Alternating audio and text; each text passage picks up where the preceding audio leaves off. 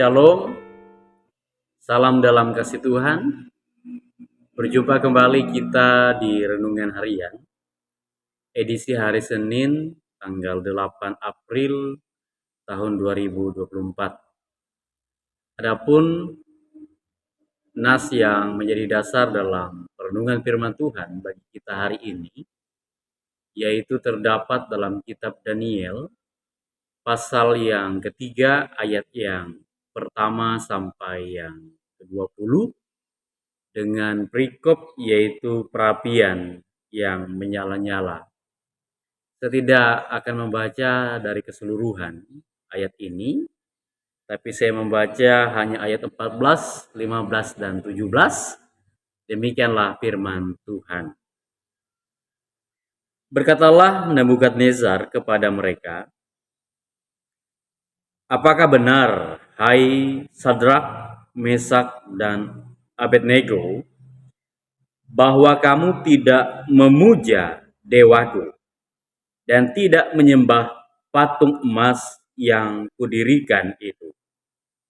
Sekarang, jika kamu bersedia, demi kamu mendengar bunyi sangkakala, seruling, kecapi, rebab, gambus, serdam, dan berbagai-bagai jenis bunyi-bunyian, sujudlah menyembah patung yang kubuat itu.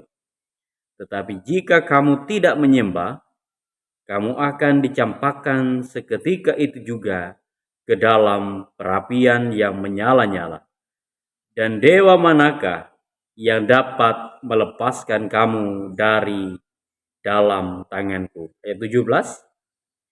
"Jika Allah kami yang kami puja sanggup melepaskan kami, maka Ia akan melepaskan kami dari perapian yang menyala-nyala itu dan dari dalam tanganmu, ya Raja." Adapun tema yang saya buat dalam perenungan ini dengan judul Penyertaan Tuhan Sempurna.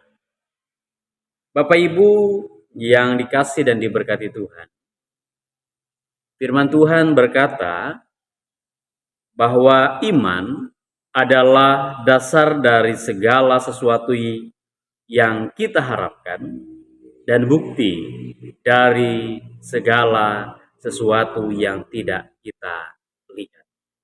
Ibrani pasal yang ke-11 ayat yang pertama. Melihat bagaimana keteguhan iman yang dimiliki oleh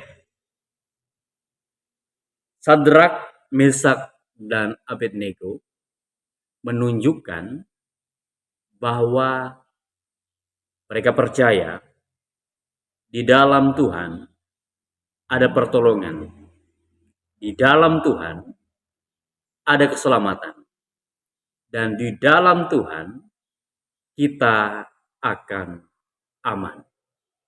Tuhan Yesus pun pernah berkata dalam firman-Nya bagi kita yang mengatakan bahwa sesungguhnya sekiranya kamu mempunyai iman sebesar biji sesawi saja, kamu dapat berkata kepada gunung ini, pindah dari tempat ini ke sana, maka gunung ini akan pindah dan takkan ada yang mustahil bagimu.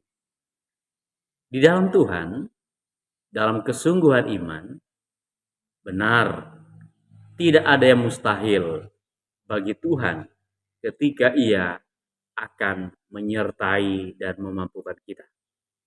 Oleh sebab itu, kita harus senantiasa menjadi orang-orang yang sungguh dalam ketekunan iman, mengandalkan Tuhan, supaya apa yang boleh kita alami di dalam berbagai masalah, kita tidak mengandalkan kekuatan kita sendiri, tapi sepenuhnya mengandalkan Tuhan.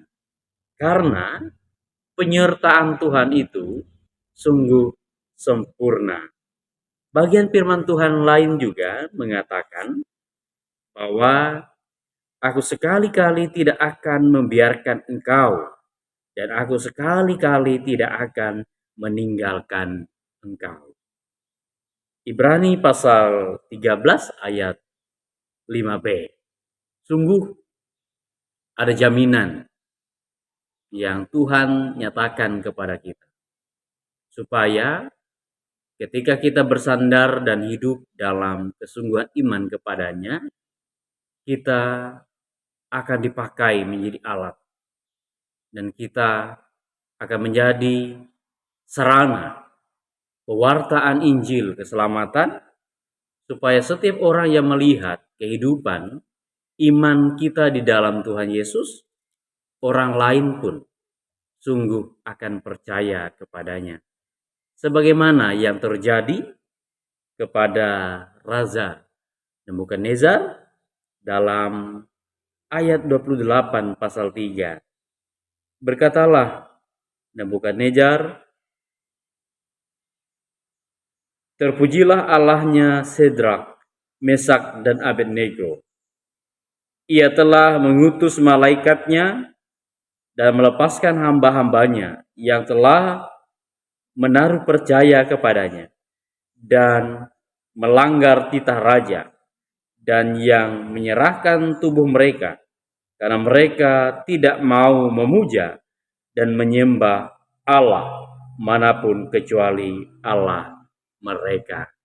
Terpujilah nama Tuhan, karena penyertaannya lah nama Tuhan boleh dimuliakan di dalam setiap karya keselamatan yang kita boleh kerjakan.